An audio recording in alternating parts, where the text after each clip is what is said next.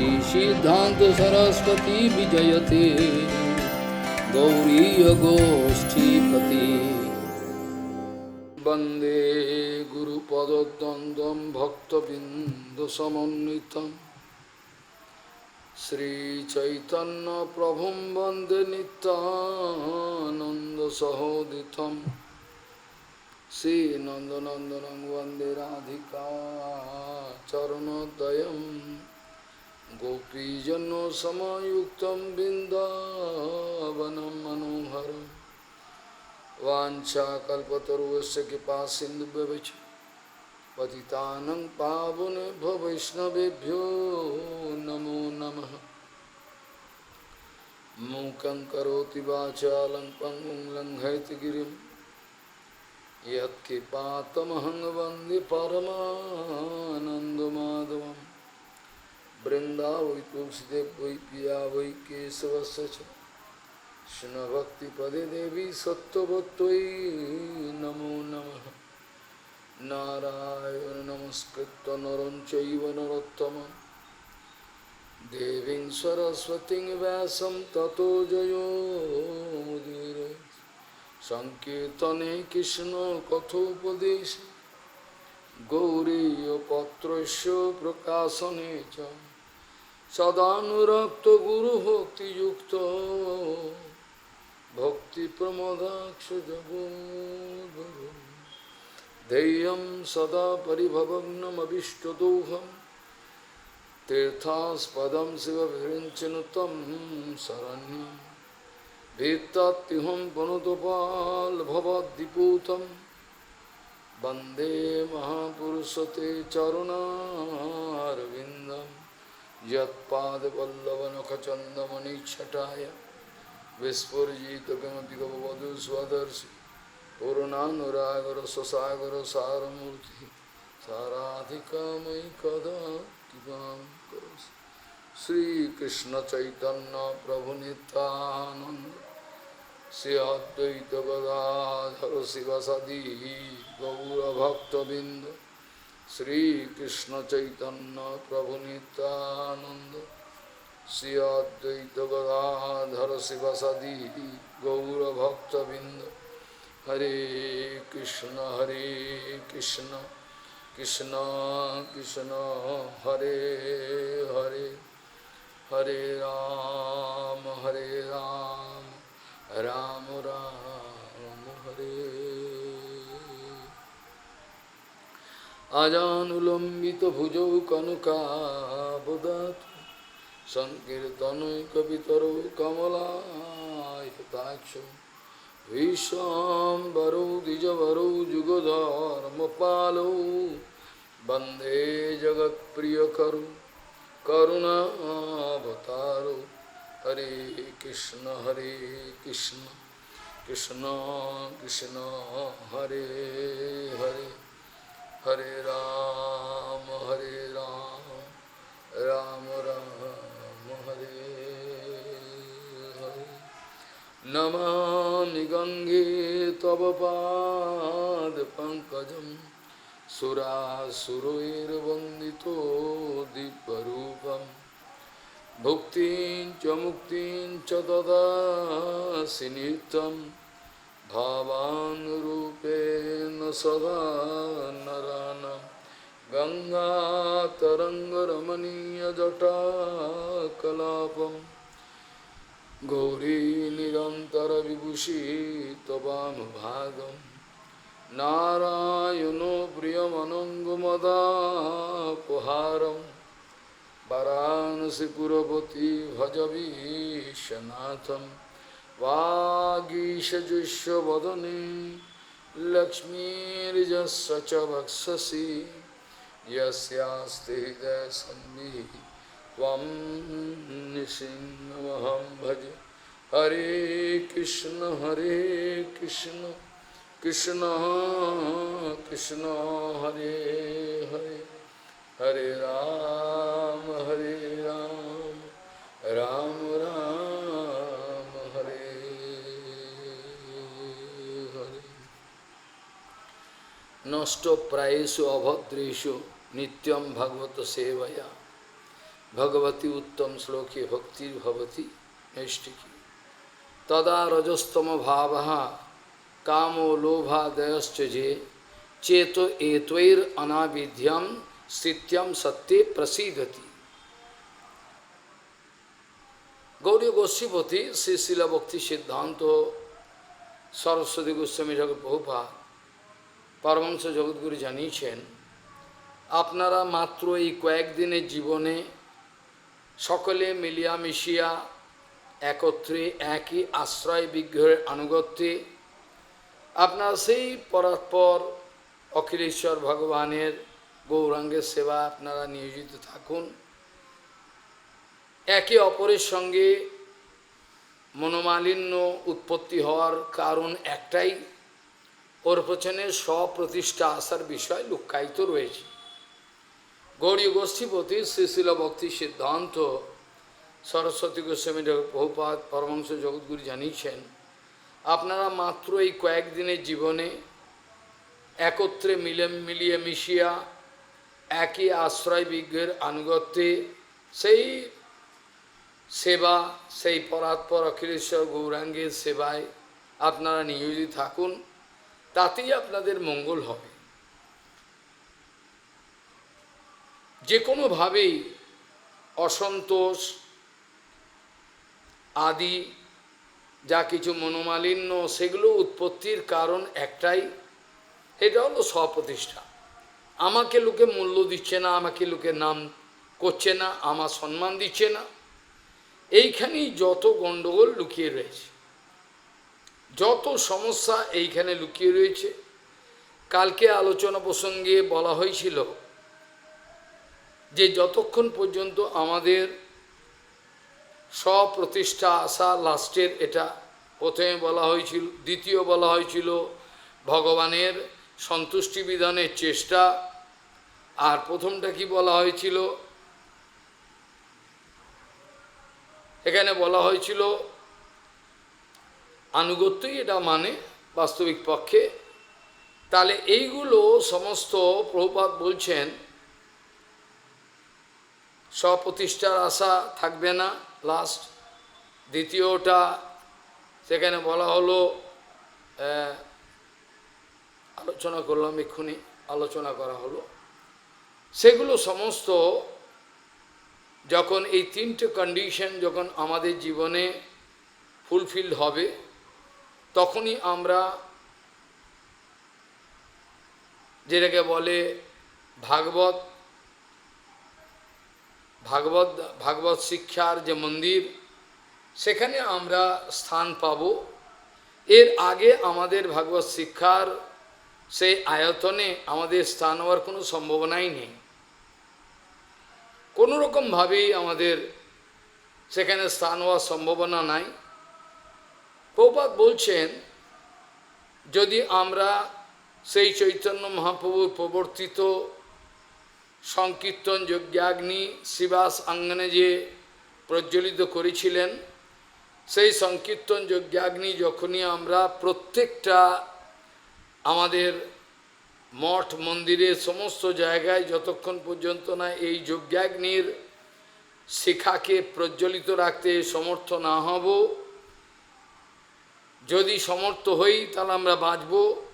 আর যদি সেই সংকীর্তন যজ্ঞাগ্নির প্রজ্বলিত অগ্নি নির্বাপিত হয়ে যায়, আমরা সংরক্ষণ করতে যদি অপারক হই, তাহলে সেক্ষেত্রেই বিভিন্ন ধরনের মনোমালিন্য, একে অপরের মাশ্চর্য প্রতিষ্ঠা আসা, এগুলো নামক ভয়ঙ্কর এইসব চেত্তদর্পণকে আবরণকারী বিভিন্ন ধূলিকণা কাঙ্কর আদি এসে আমাদের হৃদয় ক্ষেত্রকে আবর্জনা সৃষ্টি করবে, সেখানে আবরণ সৃষ্টি করবে।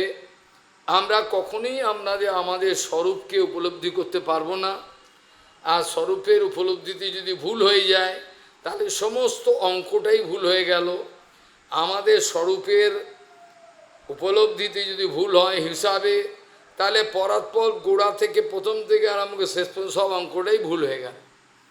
আমি কে এ বিচারে ভুল থেকে যাওয়ার জন্য আমি একটা রক্তমাণ্ডের পিণ্ডের মানুষ, কথায় কথায় রেগে যায়, কথায় কথায় কাম জাগে, এই ধরনের আমি একটা জানোয়ার, এই ধরনের বিচার থেকে আমাদের পারমার্থিক রাজ্য থেকে ছুটি হয়ে যায়। ওখানে কোনো স্থান পাওয়া যায় না, কেউই স্থান দেবে না, গুরুবর্গ কোনো দিনই এইসব। প্রভুপাদ এই কথা বলেছেন, আমাদের জন্য বাবা ভাইয়াদের কোনো স্থান নেই, বাবু ভাইয়াদের কোনো স্থান নেই। তারা যদি নিজ নিজ বাড়িতে চলে যান ভালো হয়, নিজ নিজ রাস্তা দেখেন ভালো হয়, বেকার আমাদের খরচা বেঁচে যাবে মোটে। এরা কি করবেন? এরা তো সেবাও করবেন না, কিছু না, খালি গুলতানি করবেন আর মোবাইল নিয়ে ঘুরবেন। এটাও তো ঠিক নয়। এগুলোতে জীবনে সর্বনাশ হয়। আজ্ঞা পালনের কোনো ইচ্ছাই নেই, গুরু বৈষ্ণব প্রভুপাদের আদেশ পালন করার কোনো ইচ্ছাই নেই, এর মধ্যে কোনো সারবত্তা নেই, এরা ভজন করবার জন্য আসে নাই, এরা পরিষ্কার কথা। যে কোনোভাবেই আজকে আমাদের কালকের যে আলোচনা হয়েছিল সেখানে বলা হয়েছিল, যদি আমাদের আনুগত্য না থাকে, স্বপ্রতিষ্ঠা আশা আমাদের বর্জন করতে হয়, এগুলো যেন না থাকে। এই সমস্ত কিছু যদি আমাদের সিদ্ধ হয়, আমাদের ভজন জীবনে যারা এসছি, তাহলে আমাদের ভজন হতে পারে, নালে ভজনের জন্য কেউ এসেছে বলে মনে হয় না।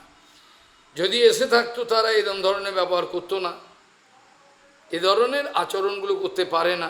রেগে যাওয়ার একটাই কারণ, আমাকে প্রতিষ্ঠা দিচ্ছে না, আমার বিরুদ্ধে বলল। এগুলো পাশবিক বুদ্ধি, এরা পাশবিক বুদ্ধি। এই জন্য একে অপরের সঙ্গে কালকেও আলোচনা করেছ, যদু বংশ ধ্বংস হলে একে অপরে এরকা দিয়ে মারছে। এগুলো সমস্ত কিছু ধ্বংসের মুখে যাওয়ার মুখে। এরা হরিভজন করার জন্য আসে না, এরা অন্য কিছুর জন্য এসছে, বাড়িতে থাকতে পারেনি চলে এসছে। এরা হরিভজনের থাকার আলাদা, তার দেখলে বোঝা যায়। সেখানে আজকে শ্রীমন মহাপ্রভুর এক অদ্ভুত লীলা, তিনি চিত্তদর্পণকে মার্জন করার উপদেশ করেছেন। চেতদর্পণ মার্জনম ভব মহাদাবাগ্নি নির্বাপনম শ্রেয় কৈরবচন্দিকা বিতরণম বিদ্যাবধুর্জীবনম আনন্দান্মুদিবর্ধনম প্রতিপদম পূর্ণামিত্বা স্বাদনম সর্বাত্মস্নবনম পরম বিজয়ত শ্রীকৃষ্ণ সংকীর্ত। এইখানেই প্রথম শ্লোকেই তিনি বলি চেত্তদর্পণকে মার্জন করতে হবে। কেন? ভব দাবাগ্নি মানে স্বার্থের, একে অপরের সঙ্গে আগুন জ্বলছে, স্বার্থের সংঘর্ষ, সেখানে আগুন জ্বলছে। এই ভব দাবাগ্নি নির্বাপন করবার জন্য একটাই রাস্তা, নিরন্তর গুরু বৈষ্ণবের আনুগত্যে নিরন্তর সংকীর্তন। যে বিন্দুমাত্র এ নাম সংকীর্তন থেকে বিচলিত হবে, সাধুসঙ্গ থেকে, সে ভয়ঙ্কর বিপদ ডেকে আনবে নিজের জীবনে। যে মুহূর্তে সে গুরু বৈষ্ণবের সঙ্গ করছে না, মানসিক শারীরিক যা করে যে কোনোভাবে ফিজিক্যালি হলেও, সেই মুহূর্তে সে নিজের জীবনের সাধুসঙ্গ যে মুহূর্তে হচ্ছে না, সেই মুহূর্তে সুযোগ পেয়ে মায়াদেবী সেখানে প্রবিষ্ট হয়ে সেখানে মায়ার প্রভাব বিস্তার করে আমাকে ধ্বংসের পথে নিয়ে যাবে। এ কিছু করবার নেই। কালকে এ সমস্ত বিষয় আলোচনা হয়েছিল। যে শ্লোক দিয়ে শুরু করা হয়েছিল সে শ্লোকেতে অদ্ভুত বলা হয়েছে। সেখানে বলছেন, কি দিয়ে শুরু করেছিলাম শ্লোক? নষ্ট প্রায়েষু অভদ্রেষু নিত্যম ভগবত সেবয়া ভগবতী উত্তম শ্লোকে ভক্তির ভবতী নৈশিকী। এখানে বলছেন নষ্ট প্রায়েষু, অর্থাৎ কি নষ্ট প্রায়েষু বলছেন না, অনর্থ প্রায় শেষের মুখে। কথাগুলো খেয়াল থাকে। এ সম্বন্ধে কালকে আরও আলোচনা হবে। ভগবানের দশম স্কন্ধের রাসলীলার যেগুলো ভুল ব্যাখ্যা করেন, নোংরা ব্যাখ্যা করেন, সেগুলো সম্বন্ধে আজকে অন্যরকম আলোচনা উচিত। সেখানে বলছেন নষ্ট প্রায়শ অভদ্রেষু মানে হলো, অভদ্র মানে হলো অনর্থ, অভদ্র কথাটা মানে হলো অনর্থ। অনর্থ থাকাকালীন অবস্থায় হরিভজন হয় বলে আমাদের জানা নেই। অনর্থ থাকাকালীন অবস্থায় হরিভজন হয় না। অনর্থ থাকাকালীন অবস্থায় খাবি খায়, মায়ার মিছে মায়ার বসে যাচ্ছ ভেসে খাচ্ছ হাবুডুবু ভাই, এইটা হয়। খালি সাপের মতো, যেমন বিষধর সর্প যেমন ক্রোধিত, সর্পক্রূর হয়, প্রচণ্ড ভয়ঙ্কর। এইভাবে তারা ভয়ঙ্কর হিংসা পরায়ণ, ক্রোধ পরায়ণ, মাশ্চর্য পরায়ণ। এরা কেন এখানে এসছে আমি কিছু জানি না। আমি কোনো ভিড় দেখতে চাই না, আমি ভিড় পাতলা হোক, কোনো আমার প্রয়োজন নেই, এসব সময় নষ্ট করার সময় নেই। সেখানে বলছেন নষ্ট প্রায়শু অভদ্রেষু, অনর্থ যখন প্রায় শেষের মুখে, প্রায় প্রায় শেষ, ওটাকে শেষ বললেই হয়। নষ্ট প্রায়শু টেন্স টু, যেটা ক্যালকুলাসে বলে নষ্ট প্রায়শু অভদ্রেষু, ওই অবস্থায় নিত্যম ভাগবত সেবায়া, নিত্য যদি ভাগবত সেবা করে, মানে ভক্ত ভাগবত এবং গ্রন্থ ভাগবত, চৈতন্য ভাগবত আদি সবই ভাগবত, নিত্যম ভাগবত সেবায়া, দুটোই একই। এটাকে আলাদা হয়নি বলে প্লুরাল নাম্বার ব্যবহার করা হলো না। ভক্ত ভাগবত, গ্রন্থ ভাগবত, বাঞ্ছাকল, ভক্ত ভাগবত এবং গ্রন্থ ভাগবতকে আলাদাভাবে বলা হলো না, কেননা একই সিঙ্গুলার নাম। যেমন ইংরেজিতে আমরা যখন পড়েছিলাম, ব্রিটিশরা তারা bread and butter is a good food, তারা বলতো মাখন এবং রুটি একটা খাওয়া। আমাদের মাখন পেলে তো কিছু কিছু তো কোথা থেকে মাখন পেলাম, দুটো খাবার হয়ে গেল, কিন্তু ওদের একটা, ওই ইংরেজিতে ওইটি। ঠিক সেরকম ভক্ত ভাগবত এবং গ্রন্থ ভাগবত দুটোই অভিন্ন। ভগবান ভগবত তত্ত্বটাকে, অদ্বয় জ্ঞান তত্ত্বটাকে, এটাকে একটাই, কিন্তু ভগবান, ভগবানের ভক্ত, ভগবানের পরিকর, ভগবানের বৈশিষ্ট্য, লীলা আদি রূপ গুণ সমস্ত কিছু নিয়ে একটা তত্ত্ব। আমরা একত্রের মধ্যে বৈচিত্র্য দেখছি, কিন্তু এরা একটা তত্ত্ব। সেই জন্য নষ্ট প্রায়শ অভদ্রেষু নিত্যম ভাগবত সেবায়, অর্থাৎ গ্রন্থ ভাগবত, ভক্ত ভাগবত আলাদা নয় বলে আলাদা আর বলা হলো না, আলাদা বিচার করা হলো না। আর ভাগবত যখন বিচার করব, নিশ্চয়ই এটা শাস্ত্রের বিচার আছে। মহাভাগবত যিনি, যিনি ভাগবত, তিনি ভাগবত আলোচনা করবেন। প্রপাত বলছেন, যিনি নিজে ভাগবত হন নাই, যিনি নিজে ভাগবত হন নাই, বদ্ধ অবস্থায় রয়েছেন, তার জন্য ভাগবত নয়, ভাগবতে হাত দিলে মুশকিল। ওই জন্য ভাগবত কার জন্য? যিনি নিজে ভাগবত হয়েছেন, তিনি ভাগবতের মর্ম বুঝবেন। তাই জন্য চৈতন্য ভাগবত, ভাগবতী মহাপুরাণ আদি সমস্ত কিছু কোনো মহাপুরুষ, মহাজন, মহাভাগবতের আনুগত্যে যদি কেউ শোনে, তাহলে সেক্ষেত্রে কী হবে? তার ভগবানে নৈষ্ঠিকী ভক্তির উৎপত্তি হবে। এই প্রসঙ্গে কালকে আমরা আরও বেশি করে আলোচনা করার ইচ্ছা রাখি। প্রভুপাদ এটা বারবার আমাদেরকে ওয়ার্নিং দিয়েছেন, হে মহোদয়গণ, আপনারা ভক্তির ত্রিবিধ অবস্থাটাকে অনুভব করতে, বুঝতে যেন ভুলবেন না। একটা হচ্ছে ভাবভক্তি, প্রেম, মানে যে সাধন ভক্তি, ভাবভক্তি, প্রেম ভক্তি। এ সম্বন্ধে কালকে সেখানে বলছেন, যখন নষ্ট প্রায়শ অবদ্দেশ্য নিত্যম ভাগবত সেবায়া, যখন নিত্য ভাগবত সেবা সেই সময় যখন করবে, সেই সময় যখন করবে, তার মধ্যে সর্বশক্তি অলরেডি প্রকাশিত হচ্ছে, নষ্ট প্রায়শু, সেই সময় তার সাধনে কার্যকরিতা লাভ হবে। নিত্যম ভাগবত সেবায়া, তখন তার কি হবে? ভগবতী উত্তম শ্লোকে ভক্তির ভক্তি নৈষ্ঠিকী, তার নৈষ্ঠিকী ভক্তির উদয় হবে। আর নৈষ্ঠিকী ভক্তির উদয় হয় মানেই হয়ে গেল আস্তে আস্তে আস্তে এগোবে গাড়ি। যখনই নৈষ্ঠিকী ভক্তির উদয় হলো, তখন কোনো অবস্থা আর কোনো বিরাট বিপদের কোনো সম্ভাবনা নেই। যেটার সঙ্গে লিঙ্ক আছে আমাদের দশম স্কন্ধের রাসলীলা পঞ্চাধ্যায়ের যে শেষ শ্লোকটা, সেই শ্লোকের সঙ্গে এর অন্যয় আছে, একটা যোগাযোগ আছে। ওরা উল্টো ব্যাখ্যা করছেন, এটার ব্যাখ্যা এরম নয়। বিশ্বনাথ চক্রবর্তী ঠিক এই কথাটা বলতে চায়নি, কিন্তু বিশ্বনাথ চক্রবর্তীর টিকাটা এমনভাবে লেখা, ওরা ওটাকে উল্টো বলছে। বিশ্বনাথ চক্রবর্তী বলছে একই সঙ্গে হয়ে যাবে, অনর্থনাশ এবং সব কিছু একসঙ্গে হয়ে যাবে, অতএব অনর্থ অবস্থা শোন। এরা এই মানে করছে। এরা বিশ্বনাথ চক্রবর্তী টিকাটাকে উপলব্ধি করতে পারেনি। এই সম্বন্ধে বোধহয় 8 মাস না 1 বছর আগে লেখা হয়েছিল, পরিষ্কারভাবে বিস্তৃতভাবে লেখা হয়েছিল। আমাদের চেতদর্পণ মার্জনের কথা মহাপ্রভু যেমন বলেছেন, ভাগবত এটা বলা আছে, যথা যথা আত্মা পরিমুজ্যত সৌ মৎপন্ন গাথা শোভনো বিধানে তথা তথা পশ্যতি বস্তু সূক্ষ্ম চক্ষুষা এব অঞ্জন সম্প্রযুক্তম। এগুলো সবই আলোচনা হয়ে গেছে পূর্বে। যেমন যেমনভাবে আমরা নাম সংকীর্তনে কৃতকার্য হব, সেই পরিমাণে আমাদের অপ্রাকৃত জগতের সূক্ষ্মাতি সূক্ষ্ম দর্শন খুলে যাবে। এই প্রাকৃত চোখ, প্রাকৃত বুদ্ধি, প্রাকৃত মন, এটা নিয়ে অপ্রাকৃত জগতের কোনো কিছু অনুভব করা যাবে না, এটা হয় না। সেই জন্য মহাপ্রভু এক অদ্ভুত লীলা আবিষ্কার করলেন।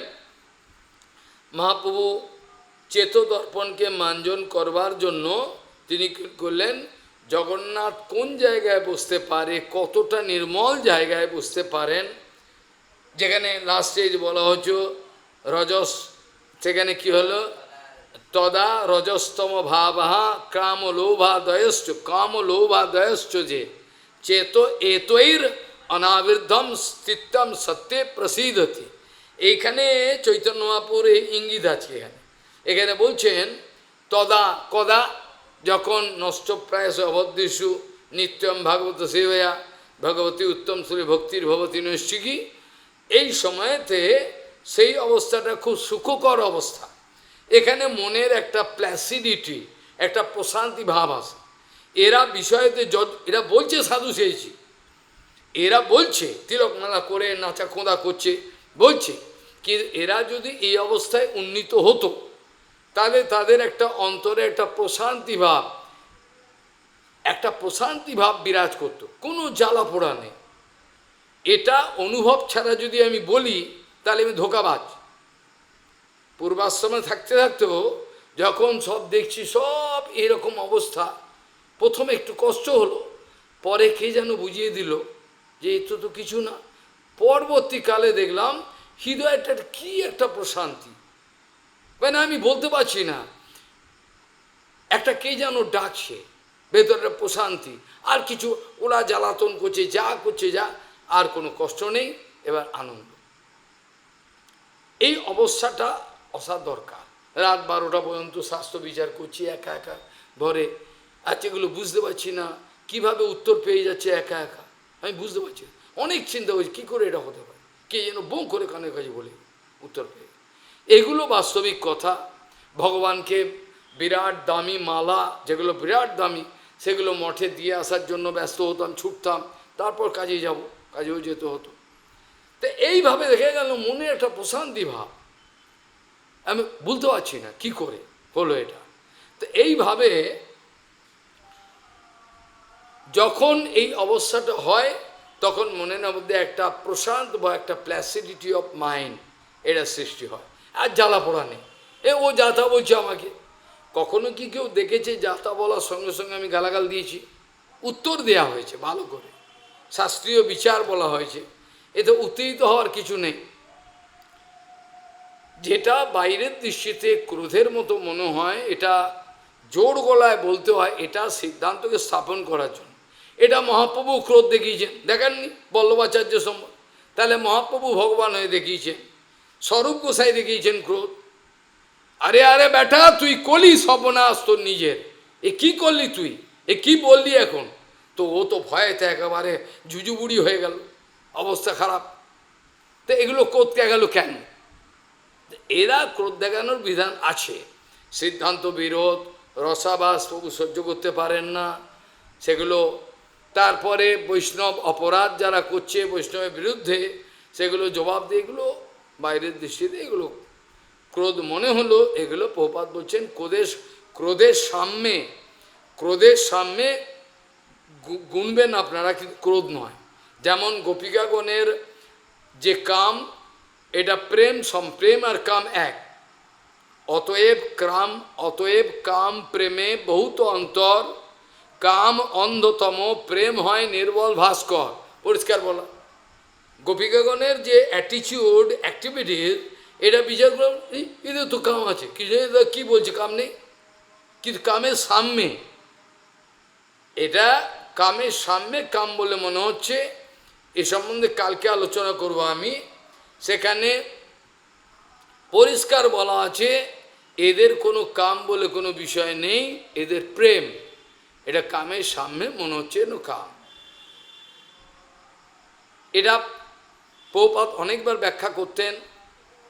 এখন প্রশ্ন হলো এই যে চেত দর্পণকে মার্জন করার জন্য একমাত্র সাধু সঙ্গে কৃষ্ণ নাম এইমাত্র চাই, সংসার জিনিতে আর, সংসার জিনে মানে অনর্থ নিয়ে না, সংসার করতে অনর্থ দেখেই তো আসে, তা একই কথা হল।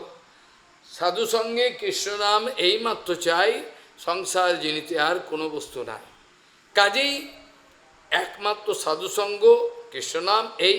আর যে শ্লোক দিয়ে শুরুঘাত করেছিলাম, তদা রজস্তম ভাবাহা, প্লুরাল, তদা রজস্তম ভাবাহা, কাম লোভাদয়শ্চদে, কাম লোভ আদি, অত সরব্য আদি সব, কাম লোভাদয়শ্চদে,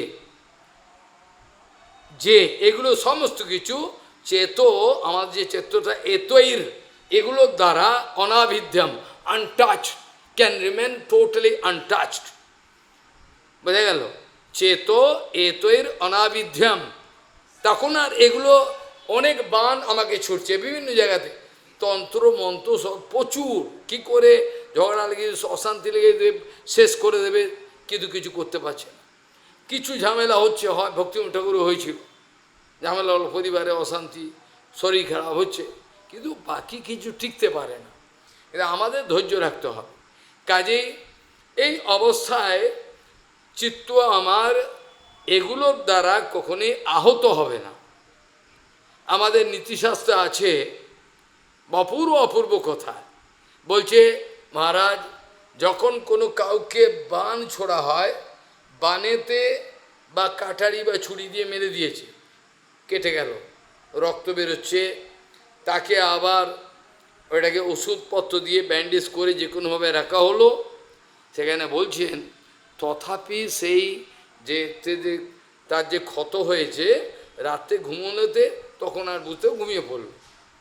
কিন্তু যখন কেউ বাক্যবান ছোড়ে, যার হৃদয়ে ক্ষত তৈরি হয়ে যায়, সেই ক্ষত আর রাত্রে ঘুম আসে না, রাত্রে 1:30 2টো তখনও ঘুম আসে না, তখন সেই মাথায় আগুন জ্বলছে। তো এটাকে বলে ভয়ঙ্কর অবস্থা, এটা হচ্ছে শেষ অবস্থা। এই অবস্থাটা কখন হয়? যখন সমস্ত জগৎকে আমি শত্রু দেখি, কেউ আমার ভালো করেনি, আমি একমাত্র ভালো, জগতের সব শত্রু বদমাস। আরে আরে প্রমাণ করতে হবে তো বদমাস, আগে বলে দিলেই হয়ে গেল, প্রমাণ করতে হবে তো। তো এত অত্যাচারের মধ্যে আমাকে স্থির থাকতে হয়। এরাও তো পাগল হয়ে যাবে, এরা হলো পাগল হয়ে যাবে না, উন্মাদ হয়ে যাবে, রাঁচির পাগলাগাড়ো দিয়ে দিতে হবে। চারিদিক থেকে পাড়াতে সব যাতা করছে, মিথ্যে বদনাম দিচ্ছে, এই তো এর জন্য দাঁড়িয়ে সামনে বসে রয়েছে, বলেও শুনবে না, এখন ঠিক নেই, তারপর সামলাতে পারলো, তখন আমি আগে নিজে লুকিয়ে রাখি, তারপর যখন পারলো না, তখন এবার ক্যান্সারটা আমাকে সামলাতে হবে, আগে বলবেন। এই অবস্থা। তা এখন আমাকে অনলাইন, অফলাইন, জুম লাইন সব 4টে-5টা কথা চালাতে হয়েছে, কিছু বিরক্ত হতে হয়েছে। কেউ কেউ বুঝতে পেরেছে যে আমার মধ্যে এইরকম করছে অত্যাচার। এটা এইরকম অবস্থা আমাদের গুরুদেবের, গুরু বৈষ্ণবের থেকে আমাদের শিখতে হয়েছে, অনুরোধ। তাহলে চেত এতৈর অনাবিদ্যম স্থিত্যম সত্যে প্রসিদ্ধতি, এই কথাটার মানে কিন্তু আরও গভীর। স্থিত্যম সত্যে প্রসিদ্ধতি, ভালো করে এই এক একটা শব্দ কিন্তু গুরু বৈষ্ণব আনুগত্যে জানতে হবে। প্রথম হল স্থিত্যম, স্থিতি লাভ করে, স্থিত্যম সত্যে প্রসিদ্ধ, অর্থাৎ শতগুণতে, অর্থাৎ হৃদয় সত্যগুণের আলোকিত হয়ে গেল, সেই নোংরা সত্য নয়, সেটা শুদ্ধ সত্য আসছে, যেখানে ভগবানকে আমি সবসময় দেখতে পারবো, জগন্নাথকে, জগন্নাথকে দেখতে পারবো, রাধারমণ, যা বিগ্রহ মুহূর্তের মধ্যে যে বিগ্রহ দেখবার ইচ্ছা হবে, একটা ফ্র্যাকশন অফ সেকেন্ড দেরি হবে না, সঙ্গে সঙ্গে অ্যাপিয়ার হবে। এই অবস্থাটা সিদ্ধ অবস্থার লক্ষণ। আর যদি জোর করে মনে আসছে না, একজন ভক্তিবল্লভ তীর্থ গোস্বামী মিন্দাপুরে থাকে, সে পরবর্তী একটু মঠে এসেছিল, অপরাধ হলো, চলে গেল। সে আমাকে একদিন বলছে যে মহারাজ আমি আহ্নিক করি, দেখতে গোবাচারা কিন্তু আসলে গোবাচারা নয়, অনেকে করে এরকম ভাব। আমাকে বলছে আমি যখন আহ্নিক করি গুরুদেবের মূর্তিটা আমার স্মরণ করতে পারে। আমি তোর তো শোচনীয় অবস্থা, গুরুদেবের মূর্তিটা পর্যন্ত স্মরণ করতে পারে না, এটা হচ্ছে ভয়ঙ্কর অবস্থা, একেবারে তমগুণের শেষ। গুরু বৈষ্ণবের মূর্তিটা পর্যন্ত স্মরণ করতে, গুরুদেবের কিরম দেখতে। আর প্রভুপাদ বলছেন ঠিক এই যা বলছে তার উল্টো। যখন কোনো সাধকের জীবনে দেখতে পাবে গুরুদেবের চলা ফেরা, কথা বলা, মজা করা, হরিকথা সমস্ত সামনে না এসেও দেখতে পারে, তার সিদ্ধি অবধারিত, জেনে রাখবে। প্রভুপাদ বলছেন গুরু বৈষ্ণবের কার্যকলা, গুরুদেব চলে গেছেন, গুরুদেব কত বছর আগে চলে গেছেন, কিন্তু প্রত্যক্ষভাবে মনে হয় তিনি আদর করছেন, সামনে রয়েছেন, বোঝাচ্ছেন সমস্ত কিছু। এটা হওয়া দরকার। যখন গুরু বৈষ্ণবের প্রত্যেকটা ক্রিয়াকলাপ, সিদ্ধান্ত, বিচার, তার তার সমস্ত মজা করা, সমস্ত যত কিছু আচার আচরণ, তার চলাফেরা, বচন ভঙ্গিমা, সমস্ত যখন আমার হৃদয়ের মধ্যে ক্যামেরার মতো সব পরিস্ফুট, তখন জানবে সে যদি অপরাধ আর না করে ফেলে তার সিদ্ধি অপরাধ হবে। এটা হচ্ছে লক্ষণ, ভালো লক্ষণ। প্রভুপাদ বল, যেগুলো প্রভুপাদ বলছেন এ খণ্ডন করার মতো পৃথিবীর মধ্যে কেউ নেই।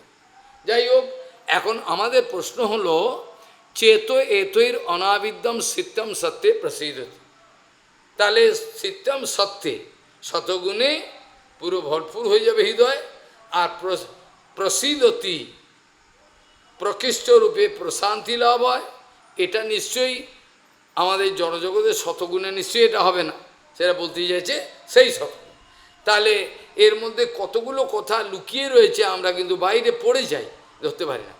প্রসিদ্ধতি কত বড় কথা, আমার হৃদয় একটা আনন্দের সাগরে একটা প্রসন্নতা বিরাজ করে, কোনো জ্বালা পোড়া নেই, কিছু নেই, কোনো কিছু নেই, কি আনন্দ একটা ভেতরে।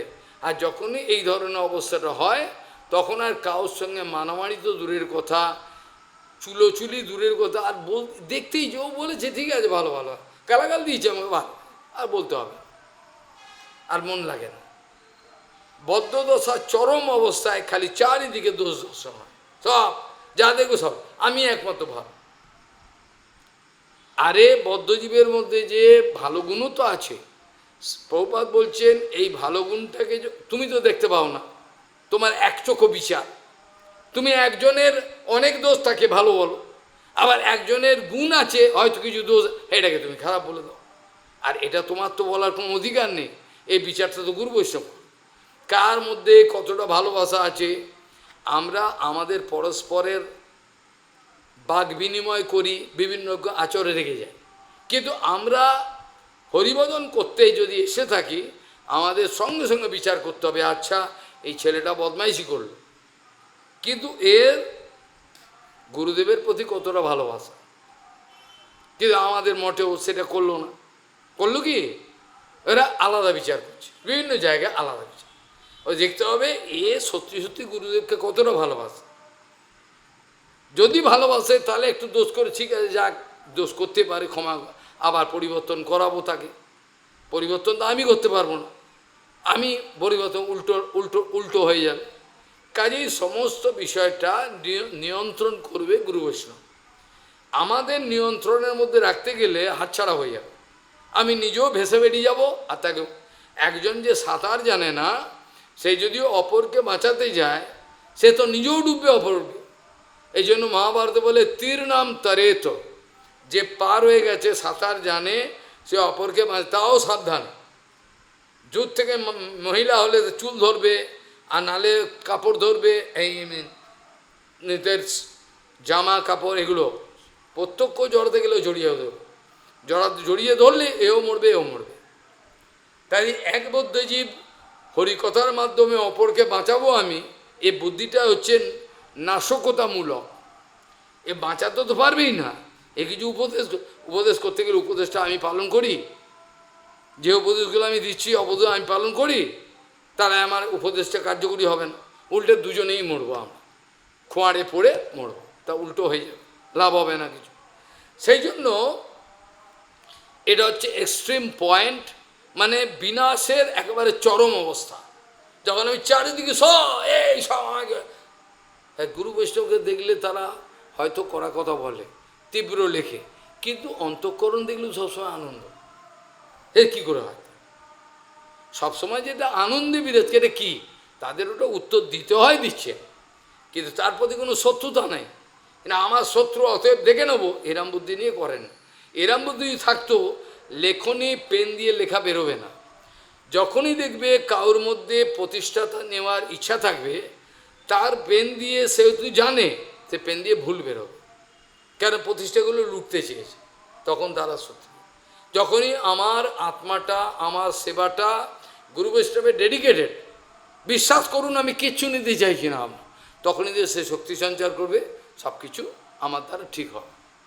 এটা হয়, কিন্তু নিজের চেষ্টা হয় না, এগুলোকে বুঝতে হয়। অনেক বুদ্ধি থাকলেও এগুলো বোঝা যায় না।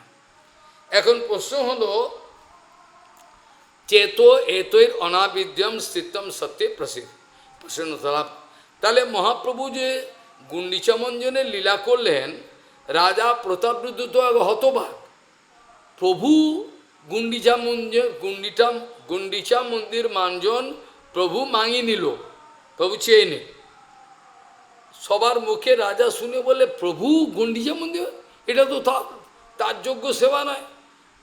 ঠিক আছে, উনি যখন বলছেন ওনার ইচ্ছাটাই আমার ইচ্ছা, তাহলে তার ব্যবস্থা করো। পারিছা পাত্রকে আদেশ দিয়ে দিল যে যত ঝেঁটা লাগে, যত ঘোড়া লাগে, সব ব্যবস্থা করে দাও প্রভুকে।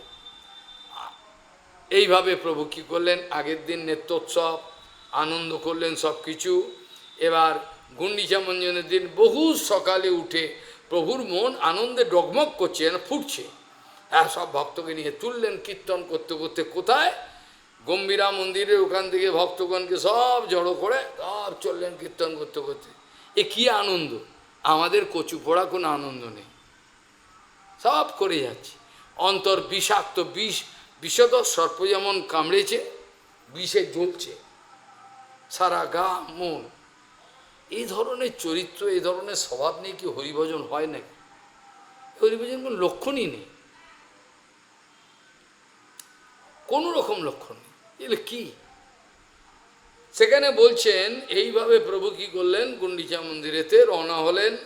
গুন্ডিচা মন্দিরেতে ভক্তগণকে নিয়ে কীর্তন। কোথায় গুন্ডিচা মন্দির? আমরা তো হেঁটে হেঁটে যাই, সব হেঁটে হেঁটে যাই যত কিলোমিটার।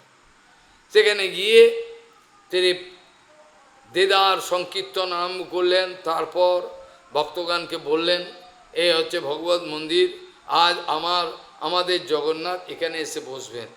তাহলে জগন্নাথ ভগবান যেখানে বসবেন, সেই জায়গাটা কত নির্মল হওয়া দরকার, এটা ভেবে দেখ।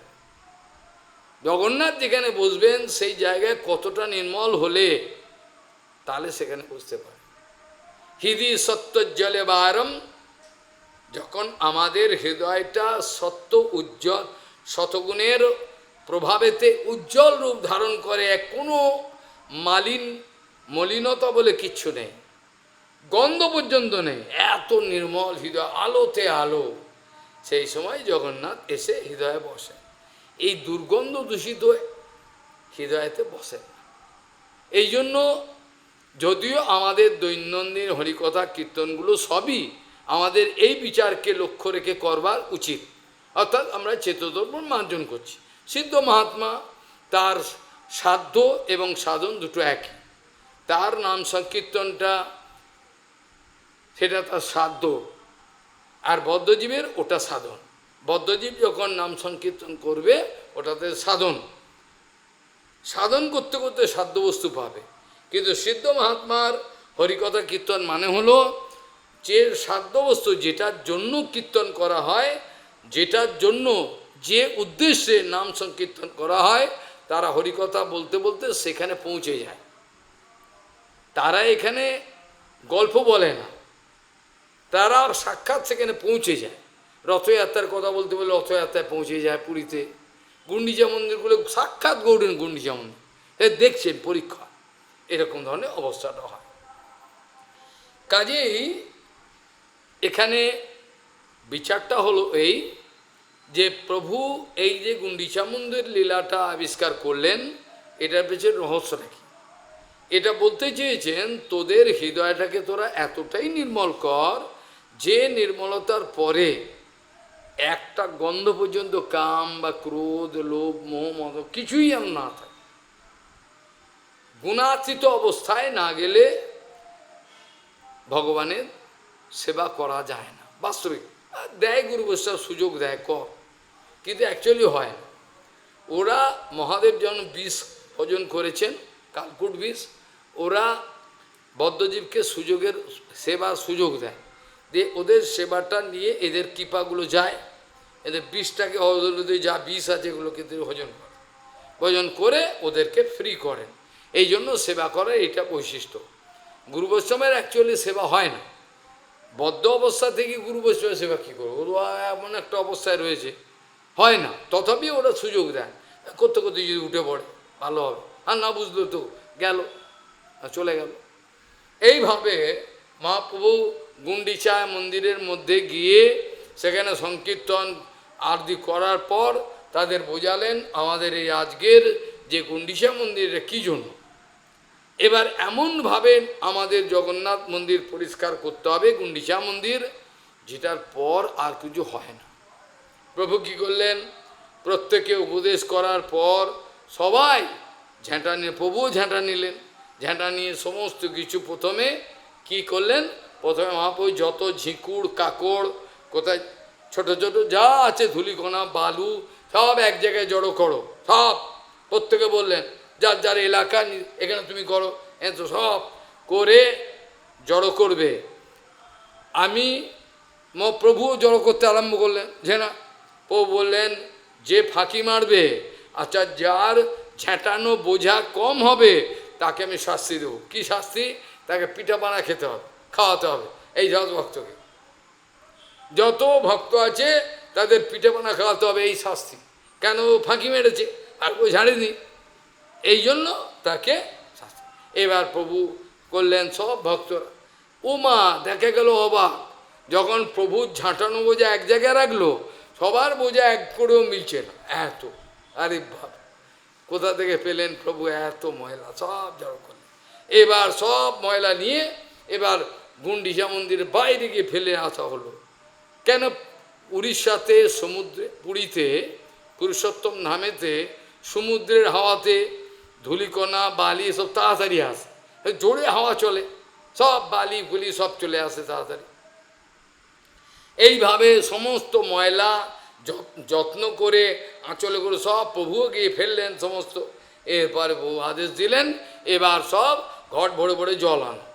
এবার সব এক একজনে ঘট নিল, নিয়ে ঘট নিয়ে সব দৌড়ালো কোথায়? ইন্দ্রদ্যুম্ন সরোবরে লাইন দিয়ে সব চলে গেল। এখানে গিয়ে ইন্দ্রদ্যুম্ন সরোবরে জল ভরে সেখান থেকে গোল হয়ে আসছে, এখানে জল দিচ্ছে আবার। এটা সাইকেল, মানে এই জল নিতে যাচ্ছে, জল নিয়ে আসছে, প্রভু দিচ্ছে, এখানে দিয়ে আবার জল নিয়ে দিয়ে চলছে, জল নিয়ে দিচ্ছেন। প্রভু কি করলেন? সমস্ত মন্দিরের ভিত্তি এবং ওপর খপরা ভরিয়া জল ঊর্ধ্বে চালাইল, লেখা আছে। খপরা মানে এই যে মগ যেটাকে বল, বা তখনকার দিনে এসব ছিল না, মাটি। খপরা ভরিয়া জল ঊর্ধ্বে চালাইল। ঊর্ধ্বে মানে ওপরের কোনো জায়গায় ঝুল ময়লা যেন না থাকে। এইভাবে প্রভু কী করলেন? সমস্ত সবাইকে সব পরিষ্কার করো, সব জল দিয়ে পরিষ্কার করে সমগ্র গুন্ডিচা মন্দির। আর প্রভু অন্তঃকরণ অর্থাৎ যে জগন্নাথ যেখানে বসবেন সেই বেদির দায়িত্ব ভগবান স্বয়ং নিলেন। সেই বেদির দায়িত্ব ভগবান স্বয়ং নিলেন। বলছেন যে এরা সব পরিষ্কার করতে আরম্ভ করলো। জল ঢালে প্রভু ঝাঁটা দিয়ে সমস্ত পরিষ্কার করলে একটা যেন নতুন নদী হয়ে গেল। পরে যখন সব ঝাঁটানো হলো, তখন যখন প্রণালী ছেড়ে দিল, যেন একটা নদী হয়ে গেছে, হ্যাঁ, তো সব নতুন নদী চললো ভাই। এইভাবে সমস্ত মন্দিরকে প্রক্ষালন করলেন। তারপর প্রভু এবার কি করলেন, নিজে এবার তার প্রভু কৃষ্ণের, তিনি কৃষ্ণ, তিনি নিজের প্রাণনাথী চিন্তা করে কি করলেন, নিজের যে বহির্বাস এটা দিয়ে প্রভুর যে সিংহাসনে ডোল দিয়ে পরিষ্কার করতে হবে। নিজের বহির্বাস দিয়ে এবার ঘষে ঘষে প্রভু যেন কোনো দাগ ময়লা কিছু না থাকে, ঘষে ঘষে পরিষ্কার করতে হবে। এমন পরিষ্কার করলেন, গুন্ডিচা মন্দির যখন সকাল থেকে লেগেছেন, সকাল যখন পরিষ্কার করলেন, চৈতন্য চরিতামৃতে কৃষ্ণদাস কবিরাজ গোস্বামী লিখছেন, যখন পুরো গুন্ডিচা মন্দিরকে বাইরে ভেতরে এমন পরিষ্কার করলেন যে মনে হচ্ছে নিজের অন্তঃকরণটাকে যেন বাইরে বেড়ে মেললেন। এখানে মনে হচ্ছে নিজের যে অন্তঃকরণটা যত শুদ্ধ, ভগবান আর শুদ্ধ হবে, হ্যাঁ, নিজের অন্তঃকরণ যেন বাইরে খুলে দেখাচ্ছেন, দেখ এইভাবে পরিষ্কার হলো। তারপরে কি করলেন, এবার সমস্ত কীর্তন করতে করতে কি করলেন, নৃসিংহ মন্দিরে চললেন। নৃসিংহ মন্দিরে এবার সেখানেও পরিষ্কার করলেন, করে নৃসিংহ মন্দির সংকীর্তন শুরু করলেন। নৃসিংহ মন্দির সংকীর্তন শুরু করতে করতে অদ্বৈত গোসাইয়ের, অচ্যুতানন্দ, গোপাল এরা সব ছিলেন। গোপালের কি হলো, হঠাৎ মূর্ছা চলে গেলেন, তার প্রাণের কোনো লক্ষণ দেখা যাচ্ছে না, তার প্রাণের মনে হচ্ছে মরে গেছে। অদ্বৈত গোসাই কীর্তন করতে করতে অচ্যুতানন্দ, গোপাল এরা মহাপ্রভুর অনুগত, তাই জন্য অদ্বৈত গোসাই চোখের জল ফেলছে, ফেলে হুঙ্কার করছেন। অদ্বৈত গোসাই সদাসি নিয়ে জল নিয়ে এবার ছিটা মারছেন, তথাপি গোপাল উঠছে না। একটু লীলা প্রকাশ করবেন গৌরাঙ্গ মহাপ্রভু, এই জন্য, নাহলে অদ্বৈত গোসাই একাই 100। তো যাই হোক, এখানে হলো কি, সেখানে যখন অদ্বৈত গোসাই কাঁদতে আরম্ভ করলেন, সমস্ত ভক্তবৃন্দ কাঁদতে আরম্ভ করল নৃসিংহ মন্দিরে, তখন প্রভু দেখলেন বেগতিক আনন্দ ভঙ্গ হবে। প্রভু তখন নিচে এলেন, এখানে এসে কি করলেন, তিনি নিজে তার বক্ষে হাত দিয়ে সেখানে বললেন, উঠো গোপাল বলে ডাকলেন। এইভাবে করতে করতে গোপালের চেতন এলো, তিনি উঠে বসলেন, সবাই আনন্দিত। সেখান থেকে সমস্ত সংকীর্তন আদি করার পর গোপালকেও নিলেন, গোপাল সুস্থ হয়ে গেল। এটা হয়েছে একটা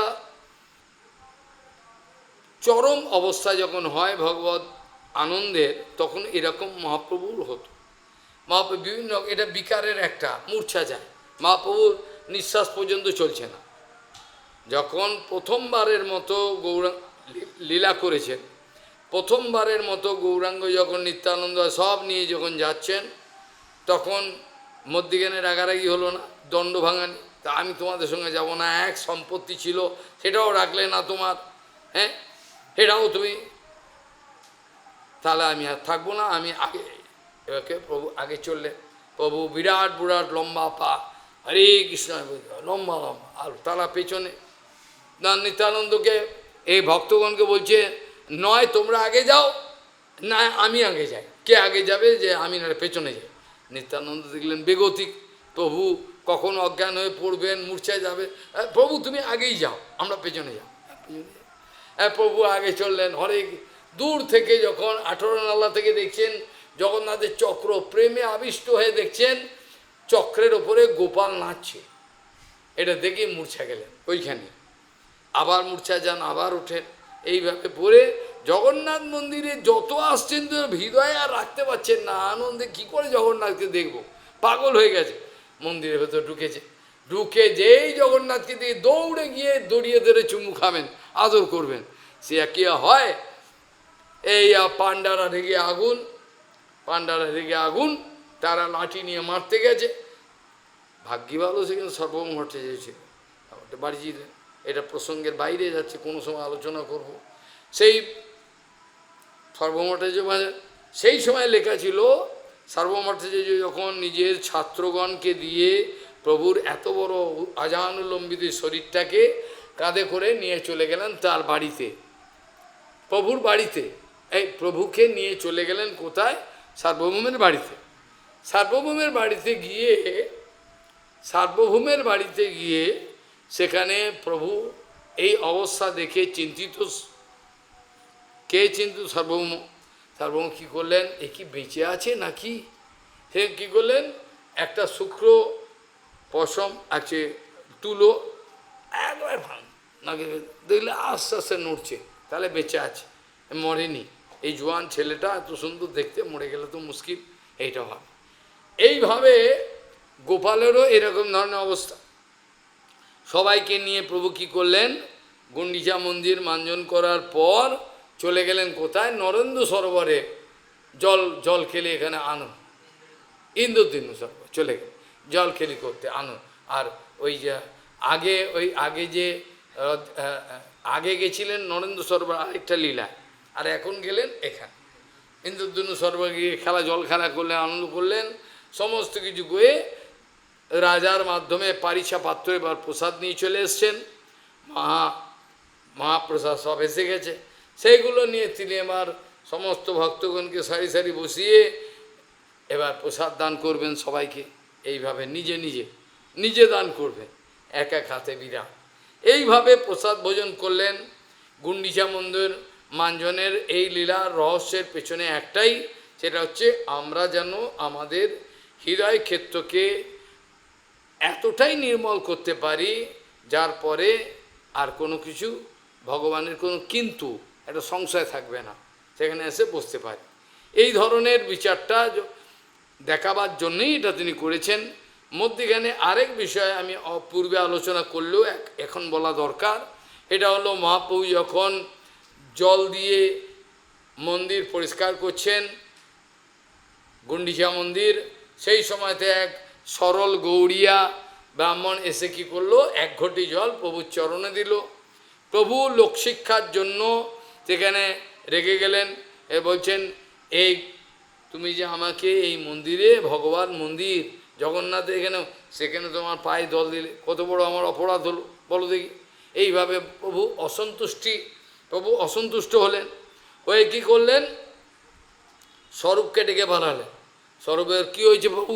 এই দেখো তোমার গৌড়িয়া করে এতেক ফৈজাতি ফাইলামু, দেখো আমাকে ভগবত মন্দিরে আমার পায়েতে জল দিল, বলো এই পাপে আমি কোথায় যাই, অপরাধী। এইভাবে বলছে।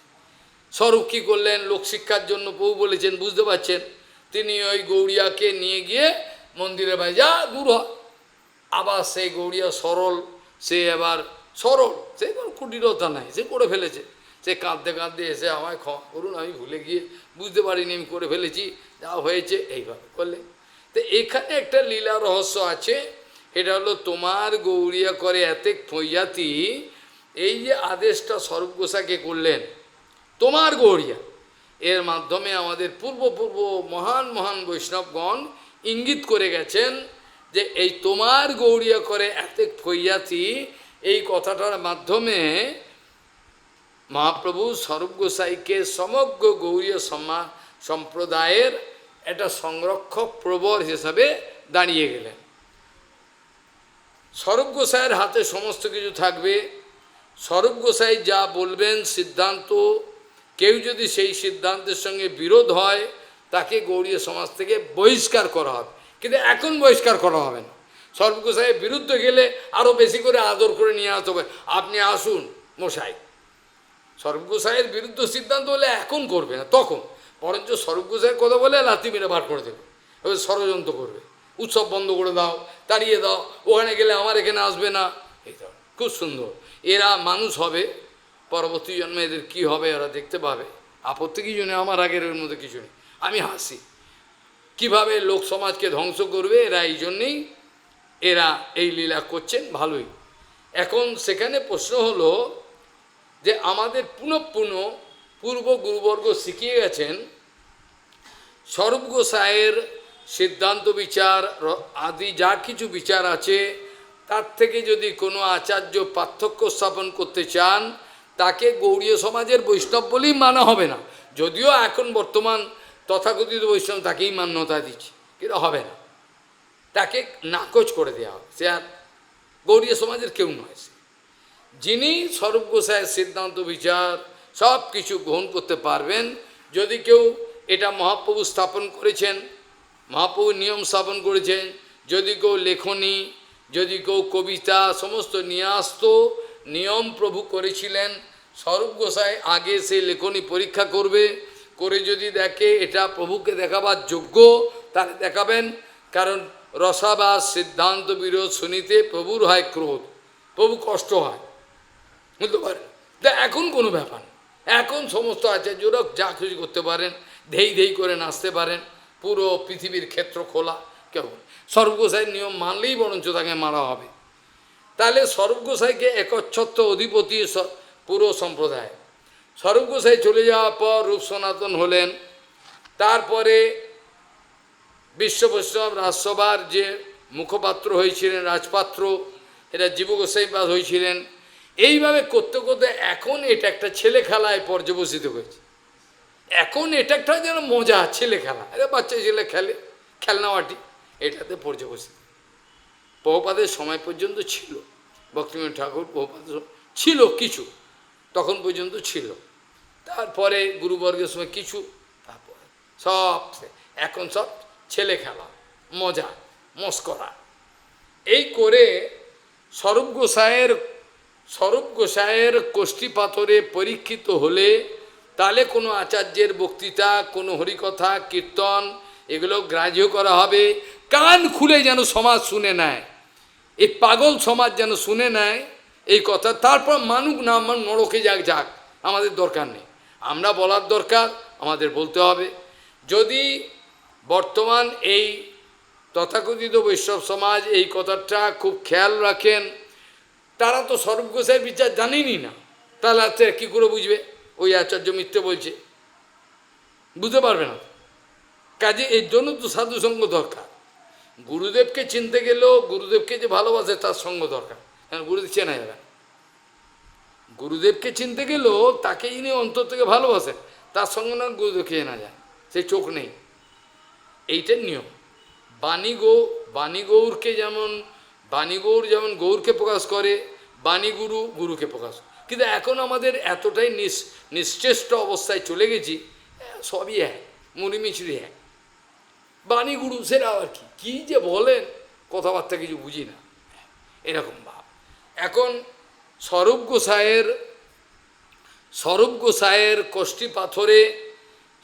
গোসাইয়ের কোষ্ঠী পাথরে পরীক্ষিত না হলে কোনো জগতের কোনো আচার্যের কোনো লেখা, কোনো বক্তৃতা, কোনো কবিতা, কোনো কোটেশন, কোনো কিছু গ্রাহ্য হবে।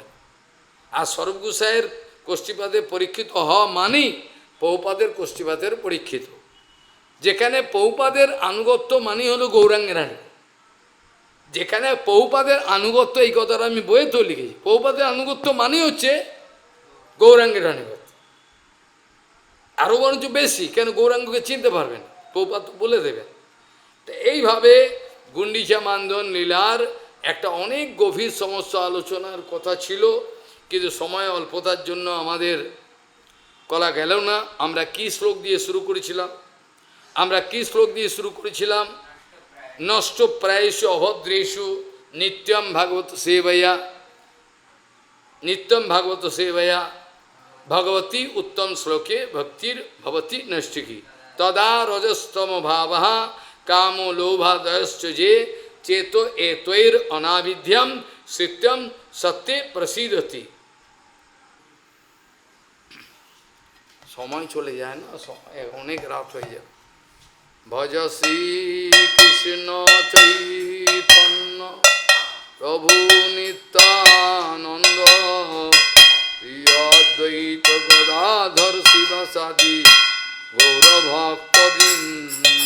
ভজ শ্রী চৈতন্য প্রভু নিত্যানন্দ শ্রী অদ্বৈত গদাধর শিবাসাদি